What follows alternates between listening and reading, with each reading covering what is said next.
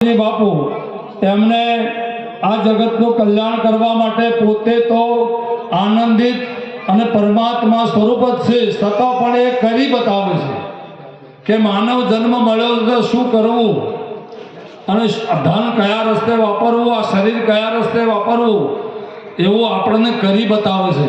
એટલે આપણે આ ઇતિહાસ લેવા જેવો છે, એમની વાત માનવા જેવી છે.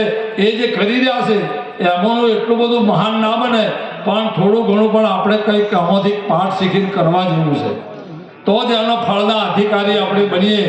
એવો મોકો પોતે આપણને અહીંયા ઉપસ્થિત કરી અને આપણને સર્વને આ એક જ્ઞાન યજ્ઞનો હાલતો ચાલતો પ્રયાગ અહીંયા ઉપસ્થિત કરીને ત્રિવેણી સંગમમાં સ્નાન કરવાનો મોકો આપણને પ્રાપ્ત કરાવ્યો.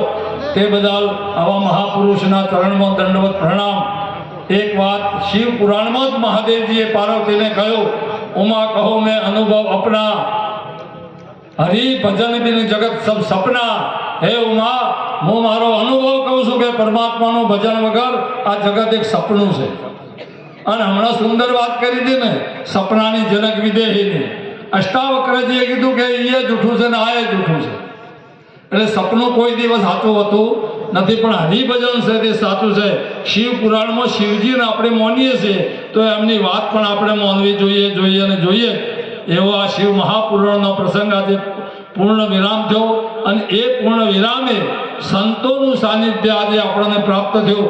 આપણે ઘણા ભાગ્યશાળી છીએ કે આવા સંતોનો આપણને સંગ મળ્યો, ભારત ભૂમિમાં જન્મ મળ્યો અને આવા સદગુરુ સંતોનો સાથ મળ્યો. ઋષિ મુનિઓની વસુંધરામાં આપણું અવતરણ થયું. આ તો બહુ રત્ન વસુંધરા. આ વસુંધરામાં આવા રત્નો, આવા મહાપુરુષો યુગે યુગે પ્રગટ થતા જ હોય છે. પણ આપણી બરાબર જો આંખ ઉગાડી ઉઘડે તો સીતારામ દેખું, એમ આપણી દ્રષ્ટિ જો બરાબર હોય તો હરિમાં હું મારામાં હરિ, એમાં ચોય ફેરફાર છે નહીં, આખો પાછો થયેલો જ નથી.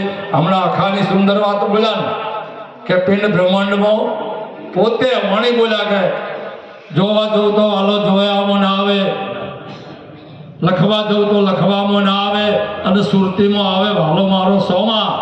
આ વાત સદગુરુ દ્વારા આપણને પ્રાપ્ત થાય છે અને સદગુરુ આંખ ઉગાડે, ત્રીજું લોચન આપે અને એક તીસરી આંખથી એ પોતાનું મૂળ સ્વરૂપની આપણને ચોખ્ખી થાય છે અને એનો સાચો આનંદ પ્રાપ્ત થાય છે.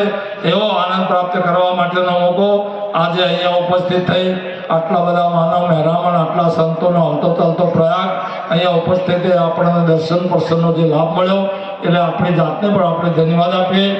આટલું કંઈ સદગુરુના ચરણમાં મારી વાણીને વિરામ આપો. બોલો સદગુરુ મહારાજની જય.